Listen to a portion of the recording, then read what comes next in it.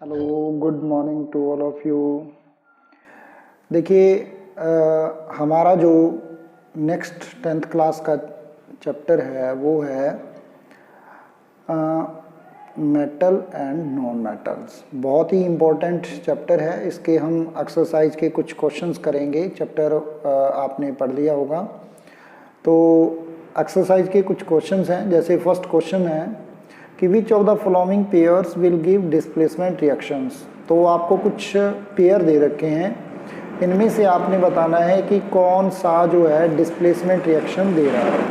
तो all of first हमें पता होना चाहिए डिस्प्लेसमेंट रिएक्शन क्या होती है। तो डिस्प्लेसमेंट रिएक्शन क्या होती हैं आपने पहले पढ़ा है कि जिसमें एक एटम जो होता है वो दूसरे एटम को रिप्लेस कर देता है, यानी कि हाई रिएक्टिव एटम या high reactive elements displace low reactive elements. तो उसे हम क्या कहते हैं, डिस्प्लेसमेंट रिएक्शन। फर्स्ट यूनिट में आपने इसको पढ़ा था। तो अब बात आती है कि इन पेयर्स में से जो आपको ये पेयर दे रखे हैं, इनमें से कौन सा जो है वो डिस्प्लेसमेंट रिएक्शंस का एग्जाम्पल है। तो ऑल ऑफ फर्स्ट हमारे पास है NaCl solution and copper metal. NaCl इस तरह से प्लस कॉपर, ठीक है, और क्या बन रहा है, तो ये बनना चाहिए CuCl plus Na, CuCl2 plus Na, ये बनना चाहिए। तो ऐसा नहीं होता कि जो NaCl है वो जो कॉपर को रिप्लेस कर देता है, ऐसा नहीं है, क्योंकि ये लो रिएक्टिव है, ये हाई रिएक्टिव मेटल है। तो high reactive metal low reactive metal को डिस्प्लेस करेगा, न कि low reactive metal high reactive को। तो ये रिएक्शन तो हमारी पॉसिबल नहीं है। तो इसमें हमारे पास जो सेकंड है वो है हमारे पास MgCl2 solution aluminium metals.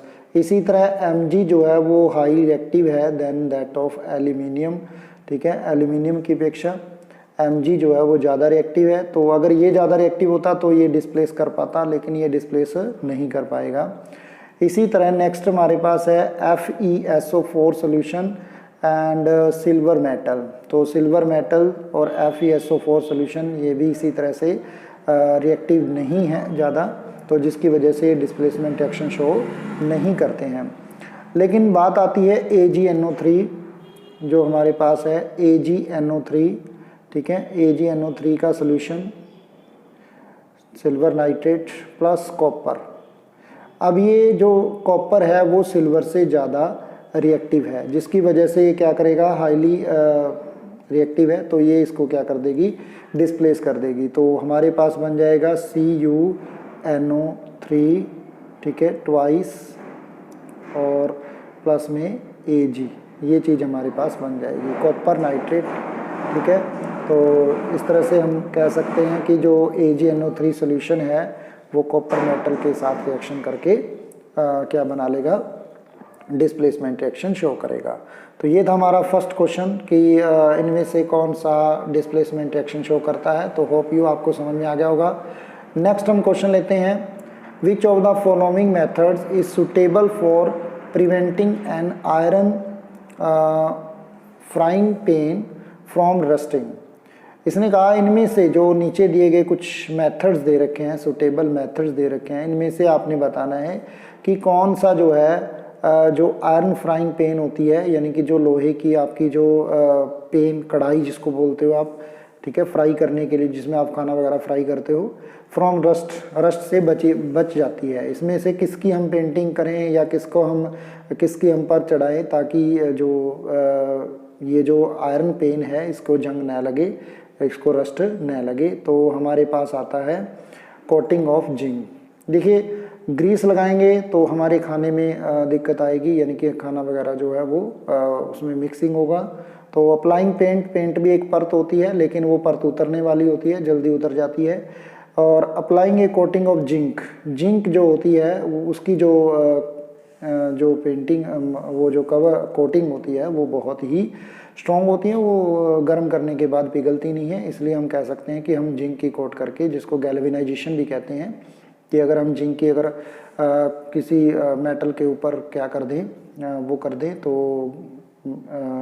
Coating वगैरह कर दें तो वो नहीं होगी, ठीक है। तो इस तरह से देखिए नीचे डिटेल में आपको बता रखा है।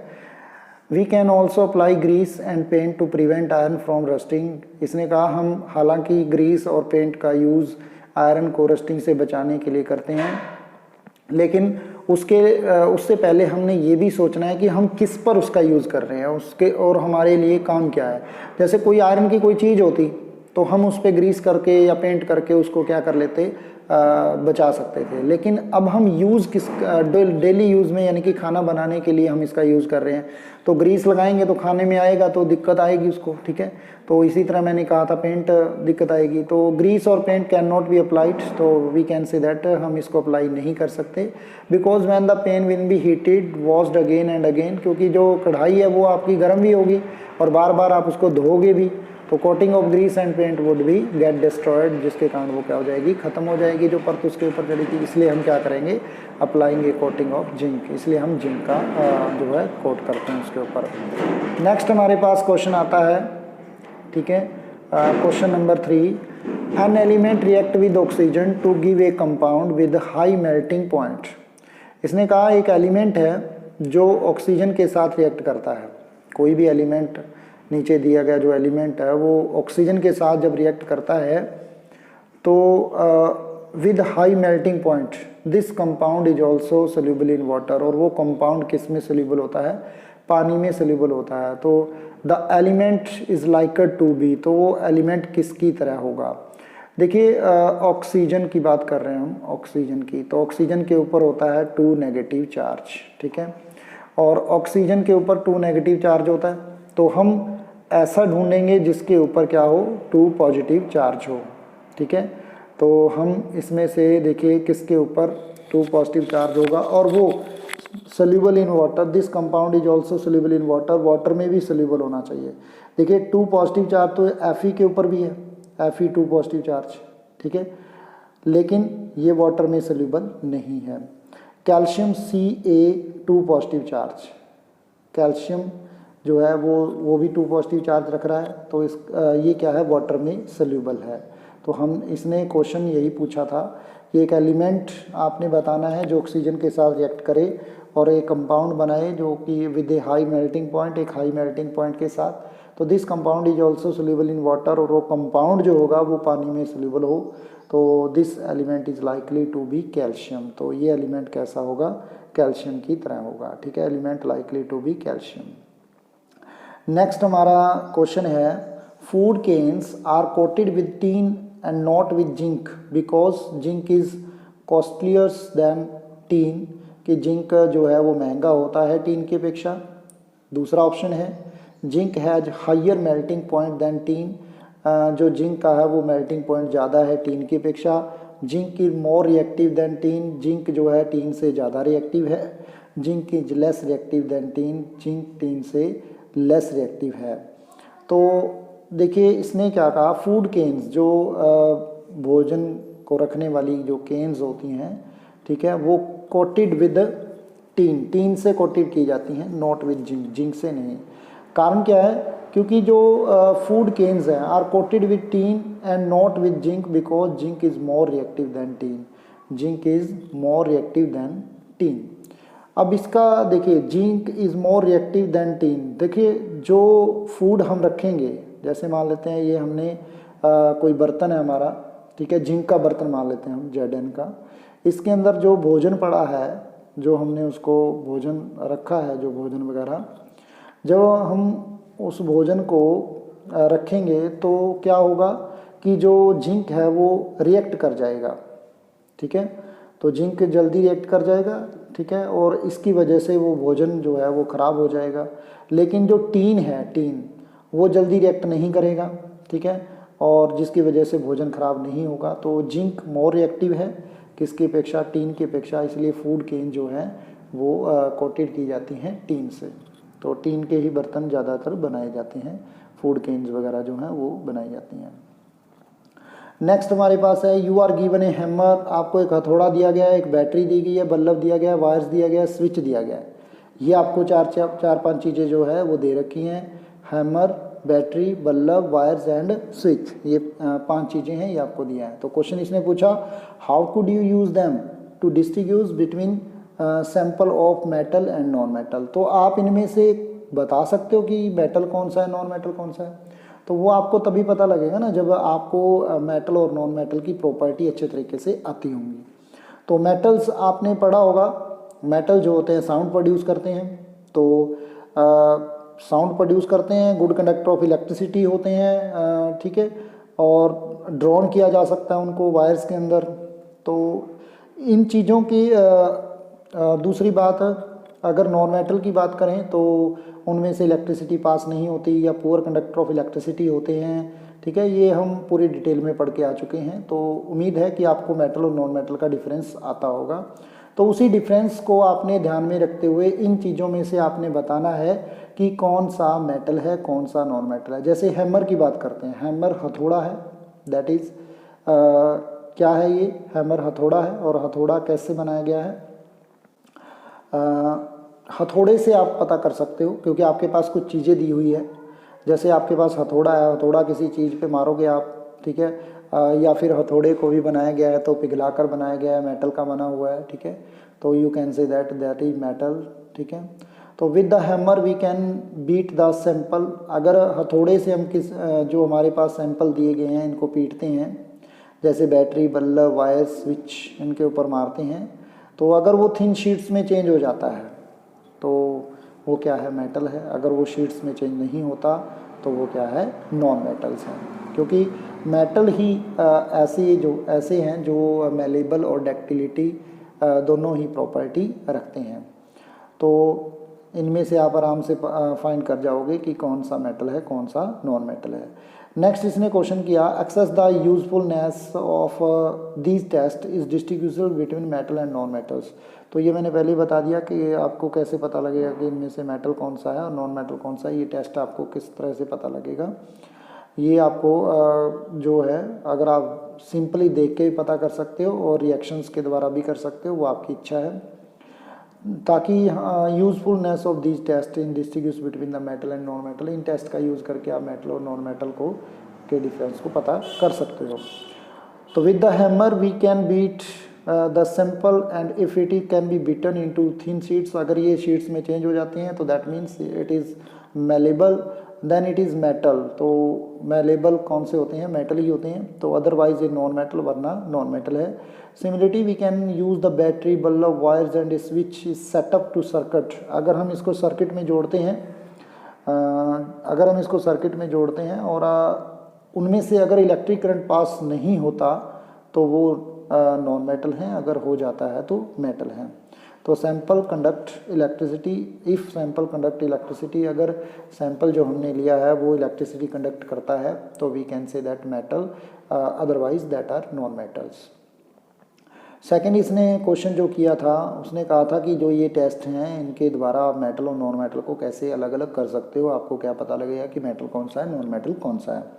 तो the above test are useful in distinguishing between metals and non metals as these are based on the physical properties. तो ये किसके ऊपर आधारित है, इनकी फिजिकल प्रॉपर्टी है। No chemical reaction are involved in the test. इस टेस्ट में कोई रिएक्शन नहीं किया हमने, कोई अदरवाइज हम कह सकते हैं कोई मेटल या एलिमेंट ऐड नहीं किया, तो जिसकी वजह से कोई रिएक्शन वगैरह नहीं हुई है। तो ये आपको पता ही है केमिकल रिएक्शन कब कब होती है, आप फर्स्ट यूनिट में पढ़ के आए हो। तो इसमें ऐसा कुछ नहीं किया गया, इसमें सिंपली फिजिकली टच करके या फिर फिजिकली हम कह सकते हैं कि उसको छू कर या उसको पीट कर या जैसे भी है, तो हम पता कर सकते हैं कि मेटल क्या है और नॉन मेटल क्या है।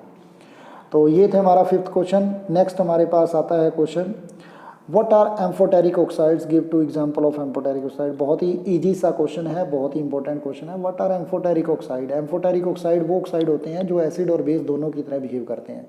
तो these oxide that behave as both acid and base, जो एसिड और बेस दोनों की तरह बिहेव करें उन्हें हम एम्फोटेरिक ऑक्साइड कहते हैं। Example is very important for this because in the exam आपको क्या दिया आएगा, एग्जाम्पल दिया आएगा और आपको पता करना होगा कि ये एसिड है, बेस है, एम्फोटेरिक है। आपको उसमें से ऑप्शन दिया है, ऑप्शन भी आ सकता है या सिंपली आपको right an example of amphoteric oxide ऐसा कुछ दिया आ सकता है। तो एग्जाम्पल आपने ज़रूर अच्छे तरीके से याद करने हैं। तो इसमें बहुत ही इंपॉर्टेंट एग्जाम्पल है, बहुत ही ईजी सा, एल्यूमिनियम ऑक्साइड। देखिए जो एल्यूमिनियम ऑक्साइड है वो एसिड के साथ भी रिएक्शन करता है और बेस के साथ भी रिएक्शन करता है। देखिए Al2O3 आपको नज़र आ रहा है यहाँ पर, ये HCl के साथ रिएक्शन करके बनाएगा AlCl3 और H2O। और इसी तरह Al2O3 ही NaOH जो कि एक बेस है, ठीक है, ये एक बेस है और जो HCl था वो एक एसिड था। तो अगर वो एसिड के साथ रिएक्शन करके बना रहा है AlCl3 और 3H2O, इसी तरह बेस के साथ रिएक्शन करके वो बना रहा है NaAlO2 प्लस H2O, और बैलेंस कर लेना इसको। तो ये दोनों के साथ रिएक्शन कर रहा है, एसिड के साथ भी और बेस के साथ भी। अगर एक कंपाउंड दोनों के साथ रिएक्शन कर रहा है और वो भी ऑक्साइड, क्योंकि इसके साथ ऑक्सीजन लगी हुई है, क्योंकि Al2O3, तो that means aluminium with oxygen, तो एल्यूमिनियम ऑक्साइड है ये। तो जिसकी वजह से हमें एक ऐसा ऑक्साइड मिला जो एसिड के साथ भी रिएक्शन कर गया और बेस के साथ भी रिएक्शन कर गया। तो ये क्या है, एक एम्फोटेरिक ऑक्साइड होता है जो एसिड और बेस दोनों के साथ रिएक्शन कर जाता है। तो हमारे पास एग्जांपल है Al2O3, that is amphoteric oxide. उसके बाद हमारे पास एक आता है ZnO, जिंक ऑक्साइड। ये भी एक एम्फोटेरिक ऑक्साइड है, ये भी दोनों के साथ रिएक्शन करता है। जब इसकी एसिड के साथ रिएक्शन करवाते हैं तो एसिड के साथ करता है, और जब इसकी बेस के साथ करवाते हैं तो ये बेस के साथ भी रिएक्शन कर जाता है। तो जिसकी वजह से ये दोनों आपको ध्यान में रखने हैं। एक तो है Al2O3 और दूसरा है ZnO। तो दीज आर एम्फोटेरिक ऑक्साइड, बहुत ही इंपॉर्टेंट एग्जाम्पल है, ध्यान से इसको कर लेना। नेक्स्ट क्वेश्चन हमारे पास आता है, name the two metals which will displace hydrogen from dilute acids and two metal will not. इसने कहा सबसे ऑल ऑफ फर्स्ट हमें ये पता होना चाहिए डिल्यूट एसिड कौन से होता है। देखिए एसिड दो टाइप के होते हैं, एक तो होते हैं डिल्यूट एसिड और एक होते हैं concentrated acid. One is dilute acid, second is concentrated acid. Dilute acid वो एसिड होता है जिसमें एसिड की मात्रा कम और पानी की मात्रा ज़्यादा होती है, तो उसे हम कहते हैं डिल्यूट एसिड। तो हम ये क्वेश्चन भी पढ़ेंगे, आपने पढ़ा होगा, पीछे भी आया है या फिर आगे भी आएगा ये क्वेश्चन, 4th यूनिट में आएगा शायद। तो उसमें यही आएगा कि एसिड में वाटर मिलाना चाहिए या वाटर में एसिड मिलाना चाहिए। तो उसका आंसर यही होगा कि आपको वाटर में एसिड मिलाना है, क्योंकि acid is very strong, it react vigorously, after that it exposed in the container that we can heat from this, so we can say that for neutralizations the acid will be put in water। तो acid में water कभी नहीं मिलाना चाहिए, क्योंकि अगर हम acid में वाटर मिलाएंगे तो एसिड स्ट्रॉन्ग और वाटर की जो मात्रा होती है वो कम होती है। जैसे ही एसिड की अंदर वाटर की बूंद पड़ेगी तो वो हीट हो जाएगा एकदम से, और जिसके कारण वो एक्सपोज हो सकता है और आप हर्ट हो सकते हो, या आपको कोई चोट वगैरह लग सकती है, या आपकी आंखों पर कोई नुकसान पहुंच सकता है, या फिर वो कंटेनर टूट सकता है और आपकी बॉडी पर गिर सकता है। Acid that is strong acid. तो डिल्यूशन करते टाइम आपको ये चीज़ें ध्यान रखनी है। कुछ क्वेश्चंस आपको दिए हुए हैं, बहुत ही ईजी सी साइंस है 10th क्लास की, बस आपको कंसेप्ट समझना है और उसके अकॉर्डिंग आपने चीज़ें याद रखनी है। बहुत ही ईजी सा क्वेश्चन है। तो अब हमारे पास क्वेश्चन है, कंसनट्रेटेड वो होता है जो कि स्ट्रॉन्ग होता है, जिसमें जो कि पूरी तरह से आयनाइज्ड हो जाए अगर हम कहें तो। अगर हम इसमें पानी डालते हैं, कोई और डालते हैं, या ये पूरी तरह से हम कह सकते हैं आयनाइज हो जाए, हम उसको कंसनट्रेटेड एसिड कहते हैं। आयनों में अगर आयनाइज होता है तो पूरी तरह से, अगर ये पूरी तरह से आयनाइज नहीं होता आयनों के अंदर तो वो कंसनट्रेटेड नहीं होता है, ठीक है। तो हमारे पास क्वेश्चन है कि name two metals which will displace hydrogen. आपने वो दो मेटल्स के नाम बताने हैं जो हाइड्रोजन को डिस्प्लेस करते हैं from dilute acid, dilute acid से, ठीक है। यानी कि आपके पास HCl है, आपके पास क्या दिया हुआ है, HCl दिया हुआ है, और इसमें से आपने यहाँ से हाइड्रोजन रिमूव करना है। तो हाइड्रोजन रिमूव करने के लिए आपको क्या डालना पड़ेगा कि यहाँ से हाइड्रोजन रिमूव हो जाए। तो इसके लिए हमें क्या डालना पड़ेगा, हमें सोडियम या पोटेशियम डालना पड़ेगा, ठीक है, जिसकी वजह से हाइड्रोजन यहाँ से रिमूव हो जाता है।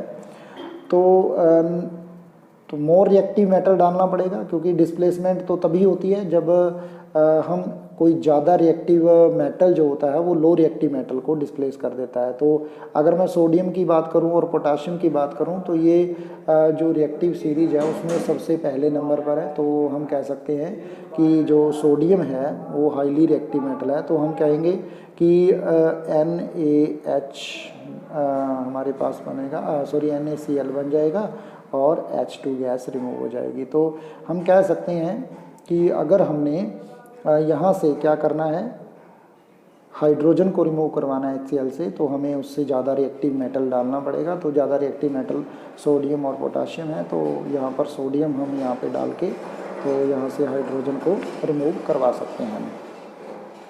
तो सेकंड इसने पूछा कि 2 मेटल विच विल नॉट, तो वो 2 मेटल बताइए जिससे ये हाइड्रोजन डिस्प्लेस नहीं होगा। इससे देखिए लो रिएक्टिव मेटल डाल दीजिए कोई भी आप, जैसे कॉपर डाल दिया, सिल्वर डाल दिया इसने, तो HCl अगर हम इसमें कॉपर डालते हैं तो कॉपर लो रिएक्टिव है, ठीक है, लो रिएक्टिव है, जो किसको डिस्प्लेस नहीं कर पाएगा, हाइड्रोजन को, जो कि थोड़ा ज़्यादा रिएक्टिव है, कॉपर से ज़्यादा रिएक्टिव है।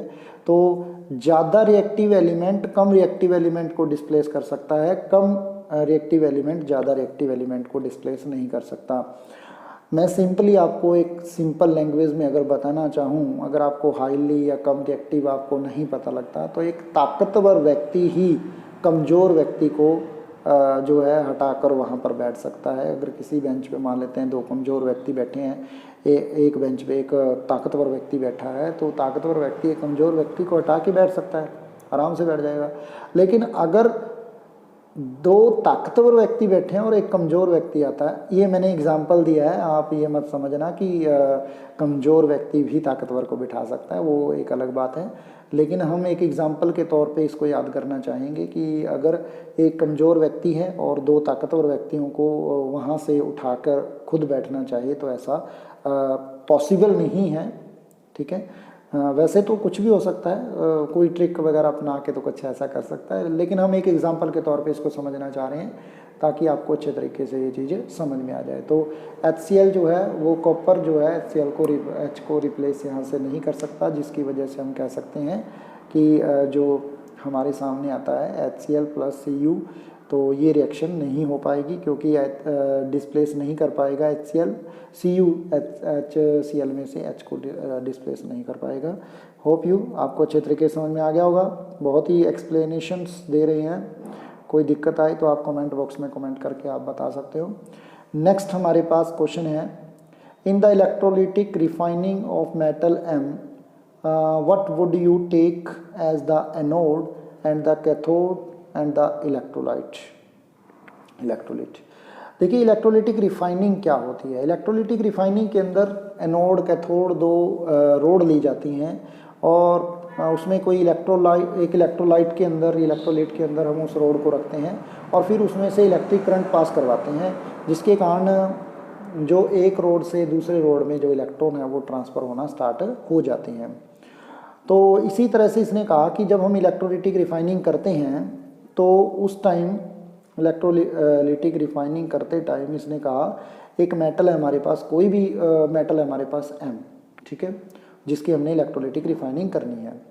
What would you take as anode, तो आपको एनोड क्या लेना है, ठीक है, एंड द कैथोड, और कैथोड क्या लेना है, और इलेक्ट्रोलाइट क्या लेना है। ये तीनों चीज़ें बतानी है आपने भी। अगर आपके पास कोई इलेक्ट्रोलिटिक रिफाइनिंग आप कर रहे हो तो इनमें से क्या क्या चीज़ें क्या लोगे। तो एनोड आपने इम्प्योर मेटल लेना है, ठीक है, जो आपने प्योर करना है। जैसे मान लें मैंने एल्यूमिनियम को प्योर करना है जो कि इम्प्योर है, जिसमें बहुत सारी इम्प्योरिटी मिली हुई है, तो आप क्या करोगे, एल्यूमिनियम को एज ए एनोड लोगे। और जो प्योर होगा, ठीक है, thin strip of pure metal M, जो मेटल आपने बनाना है, जो प्योर करना है, जो आपने प्योर मेटल है आपके पास, वो आपने एज ए कैथोड लेना है, ठीक है। जैसे मैं कह दूं कि मैंने एल्यूमिनियम को प्योर करना है, ठीक है, और इम्प्योर एल्यूमिनियम एक साइड में हमने एनोड के तौर पे ले लिया, दूसरे साइड में हमने कैथोड के तौर पे एल्यूमिनियम प्योर ले लिया। तो जब इम्प्योर एलिमेंट्स में से जो इम्प्योरिटी हैं वो कंटेनर में जाएंगी और वहाँ से कहाँ जाएंगी, प्योर मेटल के ऊपर इकट्ठी हो जाएंगी और वहाँ से हम उसको प्योर बना सकते हैं। तो इलेक्ट्रोलाइट के तौर पे क्या लेना है आपने, solution of salt of the metal M. तो आपने solution of salt of the metal M यानी कि जो मेटल आपने एम मेटल लिया था उसका जो उसको सोल्यूशन फॉर्म में लेना है, यानी कि वो किसी में मिक्स करके लेना है। जैसे मान लेते हैं Zn की रोड मैंने लेनी है, ठीक है, जिंक की मान लेते हैं मैंने रोड ली, ठीक है, तो यहाँ पर इम्प्योर रोड मैंने जिंक की ले ली और इसी तरह मैंने प्योर मेटल जिंक यहाँ पर रोड ले ली। जो इम्प्योर है वो तो मैंने एनोड लिया, ठीक है, और जो प्योर है वो मैंने कैथोड लिया। ये दो चीज़ें हमने ली और जो सोल्यूशन आपने लेना है जिसके अंदर इनको डिप करना है आपने, वो सोल्यूशन आपने इस मेटल के सोल्यूशन को लेना है। जैसे Zn से सोल्यूशन बनेगा ZnSO4, तो इसमें आपने ZnSO4 सोल्यूशन यूज़ करना है, तो वो इलेक्ट्रोलाइट होगा। तो आपको पता लग गया, जब इलेक्ट्रोलिटिक रिफाइनिंग होती है तो एनोड में आपने क्या लेना है, इम्प्योर मेटल को, और कैथोड में आपने प्योर मेटल को, और जो सोल्यूशन लेना है वो आपने ZnSO4 यानी कि आपने उस मेटल का ही सोल्यूशन लेना है। तो इस तरह से हम ये कह सकते हैं कि ये क्वेश्चन हमारे सामने आता था। उसके बाद है आपने कोई सल्फर पाउडर लेना है, एक स्पैचुला, और उसको हीट करना है, गर्म करना है, और ही कलेक्ट द गैस, तो फिर आपने गैस को कलेक्ट करना है, ठीक है, evolve by inverting the test tube, उल्टा करके टेस्ट ट्यूब को ओवर इट, जैसा कि डायग्राम में आपको नज़र आ रहा होगा। ये आपके सामने एक टेस्ट ट्यूब है, इसको उल्टा करके रख दिया गया है, ठीक है। एक स्पैचुला आपने क्या लेना है, सल्फ़र का पाउडर लेना है और उसको आपने एक बर्नर के ऊपर गर्म करना है और उससे ये गैस इसके अंदर कंटेनर के अंदर जाएगी, यानी कि टेस्ट ट्यूब में जाएगी। तो आपने क्या आंसर देना है, कौन कौन से क्वेश्चंस आपके सामने आई, तो आपने बताना है। आपने सल्फ़र को गर्म किया है, तो all of first one will be the actions on the gas, तो गैस पर क्या एक्शन होगा, ड्राई लिटमस पेपर पर क्या होगा, ठीक है, और मॉइस्ट लिटमस पेपर पर क्या होगा, right a balanced equation of taking place, तो आपने एक बैलेंस इक्वेशन भी इसके लिए देनी है, ठीक है जी। तो देखिए, जब हमने सिंपली लिया तब तो हमारे पास कोई रिएक्शन नहीं हुई। जब हमने सिंपली इसको जब हम लेंगे इसको, देखिए what will be the action of the gas on, देखिए टेस्ट ट्यूब के अंदर उन्होंने गैस लिया है क्या, he collector evolved by inverting the test tube over it, he collected the gas को कलेक्ट किया है, ठीक है। तो जब ड्राई लिटमस पेपर के ऊपर अगर हम देखें तो देखिए लिटमस पेपर के ऊपर इफेक्ट तभी पड़ता है जब वो सॉल्यूशन फॉर्म में होता है, यानी कि कहने का मतलब है वो गीला होता है जिसको कहेंगे। अगर ड्राई लिटमस पेपर की बात करें तो no action will be there, तो यहाँ पर कोई एक्शन नहीं होगा, ठीक है, there will be no action on dry litmus paper since the gas is sulphur dioxide. देखिए जो गैस इकट्ठी होगी, अब देखिए सल्फर को हमने ऑक्सीजन की प्रेजेंस में जलाया तो क्या बना, सल्फर डाइऑक्साइड बनी, ठीक है। तो सल्फर डाइऑक्साइड गैस हमारे सामने आएगी, तो it turn moist blue litmus paper two red, क्योंकि ये जो गैस है ये ब्लू लिटमस पेपर को किस में चेंज कर देगी, रेड में। तो इससे हमें क्या पता चलता है कि जब रेड में चेंज हो रहा है तो ये एसिड है। तो बिकॉज देखिए हमारा एसिड का पता कब लगेगा, जैसे मैंने पहले बताया लिटमस पेपर से हमें एसिड का पता तभी लगेगा कि एसिड है, बेस है, जब ये वाटर इसके अंदर प्रेजेंट होगा। तो जब ड्राई सल्फर डाइऑक्साइड गैस है तो हमें नहीं पता लगा, लेकिन जब हम इसमें वाटर डालेंगे तो वाटर डालने के बाद हमारे पास बना H2SO3, ठीक है। तो ये बन गया हमारे पास सल्फ्यूरिक एसिड्स, ठीक है, H2SO3 sulphurous acid, sulphuric acid H2SO4 होता है, ये H2SO3 है, तो सल्फ्यूरस एसिड हमारे पास बना। तो सल्फ्यूरिस जो एसिड है ये एक एसिड है, तो इसीलिए जो ब्लू लिटमस पेपर है वो रेड बन जा रहा है, ठीक है। तो हमने पहले पढ़ा है कि ब्लू लिटमस पेपर अगर रेड बनता है तो वो एसिड है, और अगर रेड लिटमस पेपर ब्लू बनता है तो वो बेसिस है। तो नेक्स्ट हमारे सामने क्वेश्चन है कि state 2 ways to prevent the rusting of iron.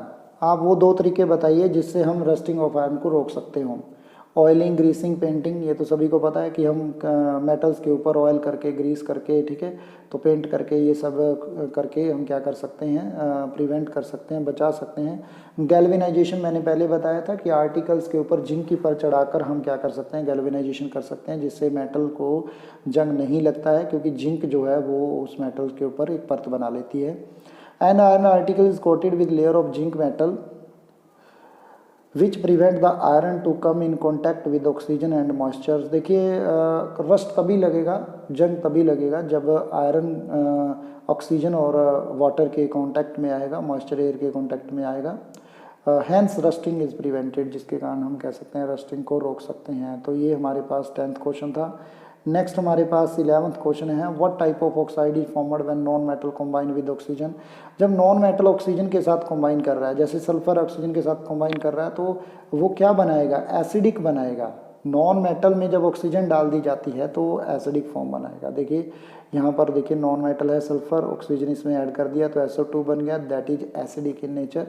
पिछले क्वेश्चन में हमने इसमें पढ़ा था। एसिडिक इसलिए क्योंकि ये मॉइस्ट एयर के साथ कांटेक्ट करके एसिडिक इन नेचर, यानी कि वो एसिड बनाएगी। ठीक है, तो ये था हमारे पास नॉन मेटल्स के 11th क्वेश्चन।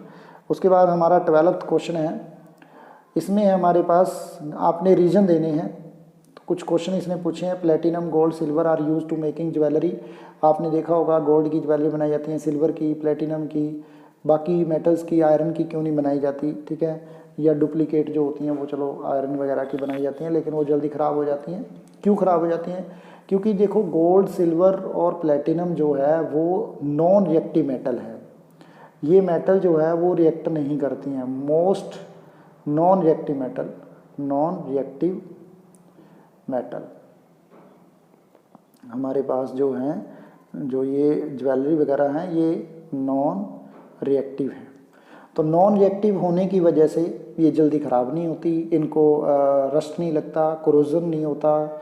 ठीक है, जिस क्रोसिव नहीं होती है जल्दी, और इसीलिए इनको जो है ज्वेलरी वगैरह के लिए यूज़ किया जाता है। नेक्स्ट हमारे पास है sodium, potassium, lithium are stored in under oil. आपने देखा होगा एक केरोसिन ऑयल में इसको रखा जाता है, मिट्टी का तेल जिसको बोलते हैं। जो सोडियम है, पोटेशियम है, लिथियम है, क्योंकि ये ऑक्सीजन की जब ऑक्सीजन के साथ इसको रखेंगे तो ऑक्सीजन की प्रेजेंस में ये क्या कर लेंगे, रिएक्शन करके हाईली रिएक्टिव मेटल है ये।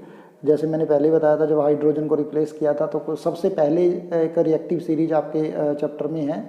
तो जब वो रिएक्टिव सीरीज आप देखोगे, पीछे हम पढ़ के भी आए हैं, तो वहाँ पर सोडियम, पोटाशियम और लिथियम जो है वो सबसे पहले नंबर पे है, जो सबसे ज़्यादा रिएक्टिव है।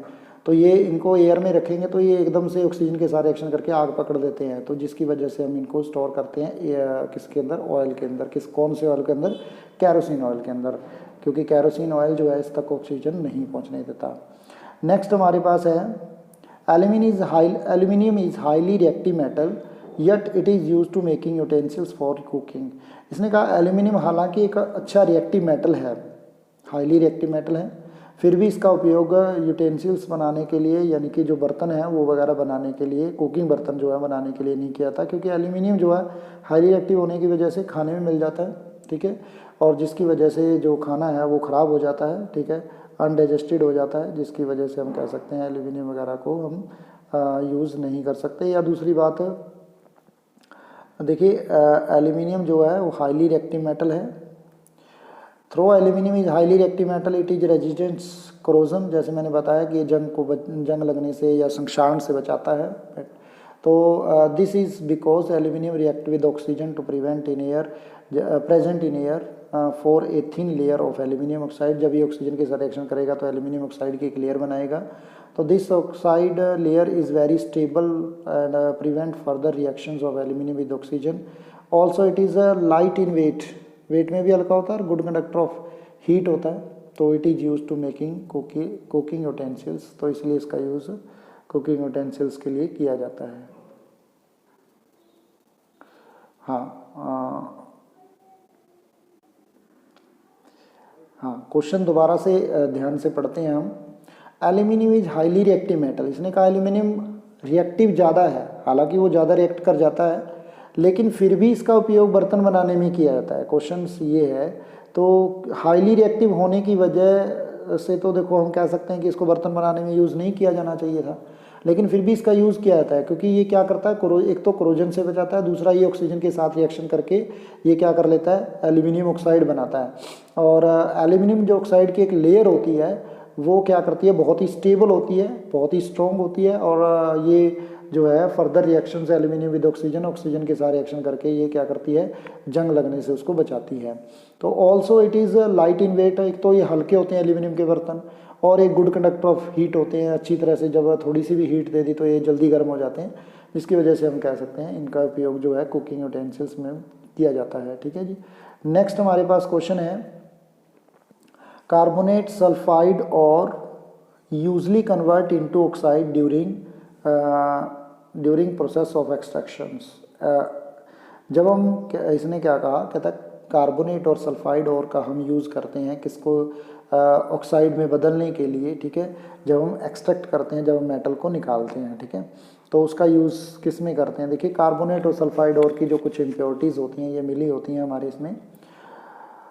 तो कार्बोनेट एंड सल्फाइड और are usually convert into oxide during the process of extraction because metal can be easily extracted from their oxide rather than from their carbonate and sulphide. इसने क्या कहा, ये जल्दी से निकाली जा सकती हैं। सल्फाइड और कार्बोनेट से अगर हम मेटल को निकालें तो थोड़ा डिफ़िकल्ट होगा, लेकिन सल्फाइड और कार्बोनेट को पहले हम ऑक्साइड में चेंज करते हैं और ऑक्साइड में चेंज करने के बाद हम ईज़िली जो मेटल को है वो निकाल सकते हैं। इसलिए जो कार्बोनेट और सल्फाइड और हैं वो हम यूज़ करते हैं, पहले ऑक्साइड में उसको चेंज करते हैं, फिर उसको मेटल एक्सट्रैक्ट करने में यूज़ करते हैं। तो यही क्वेश्चन इसने पूछा था कि क्यों करते हैं। नेक्स्ट है, you must have seen tarnished copper vessel you being clean will lemon और टर्मेंट्स जूस। ठीक है, उसके tamarind juice. Explain why these sour substances are effective in cleaning the vessels. ठीक है, तो इसने कहा कि जो बर्तन होते हैं हमारे, उनको हम नींबू से या फिर खट्टे पदार्थों से हम क्या करते हैं, उनको साफ़ करते हैं, उससे वो जल्दी साफ़ हो जाते हैं। तो सौर सब्सटेंस जो हैं, खट्टे सब्सटेंस जो होते हैं, वो इफ़ेक्टिव क्यों होते हैं वेजल्स को साफ़ करने में, इसके बारे में हमने एक्सप्लेन करना है। तो copper react with moist carbon dioxide in air. जब कॉपर जो होता है वो मॉइस्ट कार्बन डाइऑक्साइड के साथ रिएक्शन करता है और कॉपर कार्बोनेट बनाता है। And as a result copper vessel lose its shiny brown surface forming a green layer on the copper carbonate. आपको पता है तांबे के बर्तनों जब ऑक्सीजन के साथ रिएक्शन करते हैं तो कॉपर ऑक्साइड बनाते हैं, कॉपर कार्बोनेट बनाते हैं, और कॉपर कार्बोनेट जो होता है कार्बन डाइऑक्साइड के साथ रिएक्शन करके कॉपर कार्बोनेट बनाते हैं। और जो कॉपर कार्बोनेट होता है वो क्या होता है, वो एक लेयर होती है ग्रीन कलर की, कॉपर कार्बोनेट, जिसको हम कहें लोहे के ऊपर जैसे जंग लग गया, इसी तरह कॉपर के ऊपर ग्रीन कलर का एक जंग लगता है। कॉपर मतलब तांबा, तांबे के ऊपर आपने देखा होगा ग्रीन कलर का एक जंग लग जाता है। ठीक है, तो उसको साफ़ करने के लिए citric acid present in lemon और tamarinds neutralized the bases copper carbonates तो एंड डिजॉल्व द लेयर।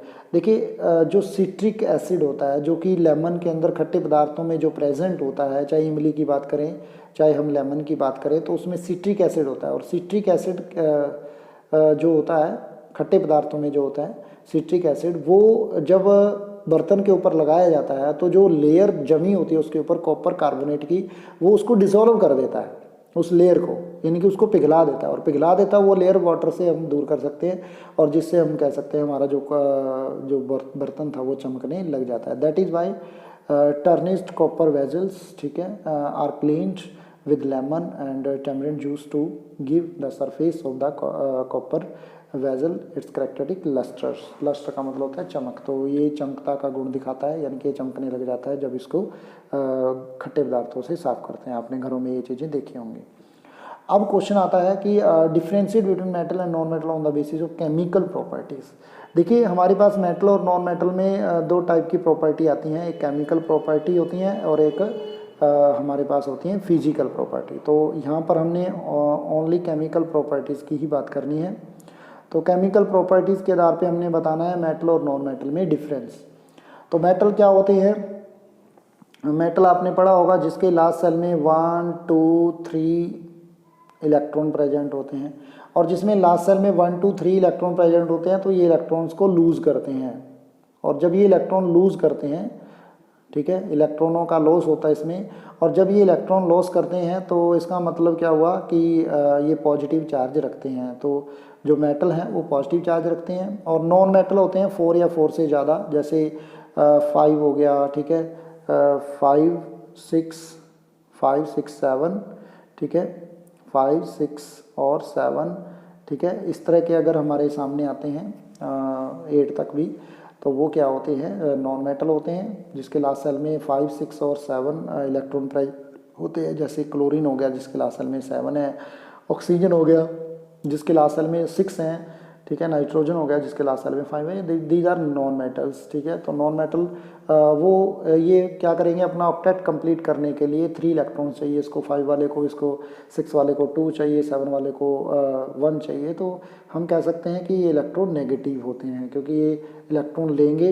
और इलेक्ट्रॉन गेन करेंगे, और जब इलेक्ट्रॉन गेन होते हैं तो कौन सा चार्ज होता है, नेगेटिव चार्ज होता है, और जब इलेक्ट्रॉन लॉस होता है तो वो कौन सा चार्ज होता है, पॉजिटिव चार्ज होता है, ठीक है। तो मेटल आर इलेक्ट्रो पॉजिटिव और non metal are electronegative. They react with oxygen to form basic oxide. देखिए जो मेटल हैं वो जब ऑक्सीजन के साथ रिएक्शन करेंगे, जैसे Na है वो मेटल है, O2 के साथ रिएक्शन करेगा तो Na2O बनाएगा। ये क्या बना रहा है, ये बेसिक ऑक्साइड बना रहा है। तो हैव आयनिक बॉन्ड, इनके अंदर आयन के बीच में बॉन्ड होते हैं, आयनिक बॉन्ड होते हैं। तो इसी तरह they react with oxygen to form acidic, ये एसिडिक बनाएंगे, और ये C+O2 CO2 गैस बनाएगा। जैसे ये CO2 क्या है, एक एसिडिक गैस है, तो ये कोवेलेंट बॉन्ड बनाएंगे, ये कोवेलेंट बॉन्ड बनाएगा, ये आयनिक बॉन्ड बन रहा है, ठीक है। तो इसी तरह से नेक्स्ट हमारे पास है they react with water to form, जब ये वाटर के साथ रिएक्ट करते हैं तो ये बेस बनाते हैं NaOH, sodium hydroxide plus hydrogen gas इसमें रिमूव होती है। जब इसमें ये बेस मतलब वाटर के साथ रिएक्शन करते हैं तो ये क्या बनाते हैं, बेसिक हाइड्रोजन गैस रिमूव करते हैं कोल्ड वाटर के साथ। जब ये रिएक्शन करते हैं तो they do not react with water, ये वाटर के साथ रिएक्शन नहीं करती हैं, ठीक है। उसके बाद हमारे सामने आता है next difference, they react with dilute acids to form salt and evolve hydrogen gas. जब ये डिल्यूट एसिड के साथ रिएक्शन करते हैं, देखिए HCl के साथ डिल्यूट एसिड है जिसमें वाटर ज़्यादा, एसिड कम, ठीक है। तो Na के साथ रिएक्शन किया तो NaCl plus hydrogen gas remove हुआ, ये हम पहले एग्जांपल कर चुके हैं, ठीक है। They do not react with the dilute acid, ये डिल्यूट एसिड के साथ रिएक्शन नहीं करते, नॉट कैपेबल और रिप्लेसिंग द हाइड्रोजन, ये हाइड्रोजन को रिप्लेस नहीं कर सकते। नेक्स्ट हमारे पास आता है they react with the salt solution metal, ये साल्ट सोल्यूशन मेटल के साथ रिएक्शन कर जाते हैं डिपेंडिंग ऑन देयर रिएक्टिविटी, ठीक है। डिस्प्लेसमेंट रिएक्शन कैन अकर, इनके अंदर डिस्प्लेसमेंट रिएक्शन होती है, जैसे CuSO4 प्लस Zn है, Zn more reactive than Cu। ये आपको पता कहाँ से लगेगा कौन सा ज़्यादा रिएक्टिव है कौन सा कम रिएक्टिव है, ये आप रिएक्टिव सीरीज़ देखोगे जो हम पहले पढ़ चुके हैं, NCERT की बुक के अंदर भी आपको वहाँ पे मिल जाएगी ये। तो ये सारे जितने भी क्वेश्चन हम पढ़ रहे हैं ये NCERT बुक में से ही पढ़ रहे हैं, बहुत ही इंपॉर्टेंट क्वेश्चन है, एग्जाम के अंदर इनमें से ज़रूर 100% क्वेश्चन पुट होता ही होता है। और हम पूरी डिटेल में पढ़ रहे हैं, पूरे लेसन को हम जैसे पढ़ा था उसी तरह से पूरी डिटेल में ये चीज़ें पढ़ रहे हैं। वीडियो थोड़ा लंबा हो रहा है, कोई बात नहीं, लाइक और सब्सक्राइब करना मत भूलना, ठीक है। लेकिन सीखोगे, जब जानोगे तभी सीखोगे, और जब नहीं जानोगे तो क्या सीखोगे। तो ये चीज़ें आपने ध्यान रखनी है, और वीडियो को लाइक और सब्सक्राइब करके बेल आइकन का बटन ज़रूर दबा देना, ताकि जो न्यू वीडियो आए और आपको सबसे पहले आपको ही मिले अपने यूट्यूब के ऊपर, और पूरी वीडियो देखें। तो ये रिएक्ट करते हैं किसके साथ, Zn के साथ जब रिएक्ट करते हैं तो डिस्प्लेसमेंट रिएक्शन बनाते हैं, लेकिन नॉन मेटल ऐसा नहीं करते हैं। तो ये केवल साल्ट सोल्यूशन ही बनाते हैं नॉन मेटल। तो रिड्यूसिंग एजेंट के तौर पे हम इसका यूज़ करते हैं, रिड्यूसिंग एजेंट के तौर पे। देखिए एजेंट रिडक्शन और ऑक्सीडेशन हम फर्स्ट यूनिट में पढ़ के आ चुके हैं, वहाँ पे रिड्यूसिंग एजेंट और ऑक्सीडाइजिंग एजेंट के बारे में भी हमने पढ़ा है। तो अगर आपको नहीं समझ में आया तो मेरी जो वीडियो है फर्स्ट यूनिट की वो आप देख सकते हो। तो Na जो है वो इलेक्ट्रॉन लॉस कर रहा है, तो Na इलेक्ट्रॉन लॉस करेगा तो Na positive ion plus electron बनाएगा। इसी तरह ये ऑक्सीडाइजिंग एजेंट के तौर पे यूज़ होते हैं, ये इलेक्ट्रॉन क्या करते हैं, गेन करते हैं। और जैसे इसने 2 इलेक्ट्रॉन गेन किए तो Cl बना, यहाँ पर Cl नेगेटिव दे रखा है, तो यहाँ पर 2 इलेक्ट्रॉन है, एक Cl को 1 इलेक्ट्रॉन चाहिए था, तो Cl अकेला आएगा यहाँ पर, तो Cl नेगेटिव ही आएगा, Cl लूज़ करेगा इलेक्ट्रॉन्स को। तो ये हाँ जी, जब देखो दोनों साइड इलेक्ट्रॉन्स की संख्या जो है वो बराबर होनी चाहिए। इधर 2 इलेक्ट्रॉन्स हैं, इधर एक ही है, तो यहाँ पर आप 2 से मल्टीप्लाई कर सकते हो ताकि इसको बैलेंस कर सकते हैं। तो ये थे हमारा आज का टॉपिक, जो NCERT एक्सरसाइज के कुछ क्वेश्चन थे। अगर आपको कोई क्वेश्चन समझ में नहीं आया हो, या फिर आप कोई दिक्कत आई हो, या किसी क्वेश्चन को आप किसी क्वेश्चन को मेरे से पूछना चाहते हो तो कमेंट बॉक्स में कमेंट करके आप बता सकते हो। तो और ये भी बता सकते हो कि नेक्स्ट मैं वीडियो कौन से टॉपिक पे बनाऊं ताकि आपको अच्छे तरीके से समझ में आ जाए। कोई क्वेश्चंस किसी तरह का कोई डाउट हो तो आप मेरे से कांटेक्ट कर सकते हो, टेलीग्राम चैनल पे भी कांटेक्ट कर सकते हो, डिस्क्रिप्शन में मैंने उसका लिंक दे रखा है। तो आप अच्छे तरीके से जो है मेरे यूट्यूब चैनल को सब्सक्राइब और लाइक करना मत भूलिए। Thank you very much, have a nice day.